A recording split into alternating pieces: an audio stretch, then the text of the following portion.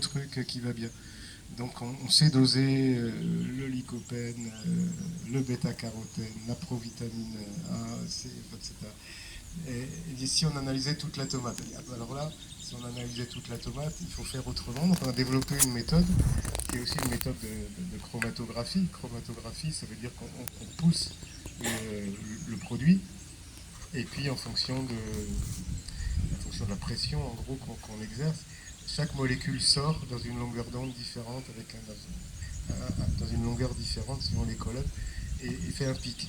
Et donc on commence par faire ça, et on voit que les tomates, c'est un peu comme mon lait d'herbe ou mon lait de maïs d'il y a 30 ans. Je vois que les tomates en sol vivant, elles font plus de pics. Donc la diversité moléculaire qu'il y a dans le sol, parce qu'on la retrouve. On la retrouve. Alors après, tu te dis, mais chacun de ces pics, c'est quoi? On ne sait pas, parce qu'on a pris des tomates, il y en a des centaines de molécules.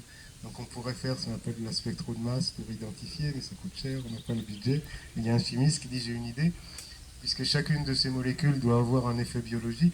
On a imprégné les plaques avec un pro-oxydant, un sel de fer, et on a regardé la résistance à l'oxydation.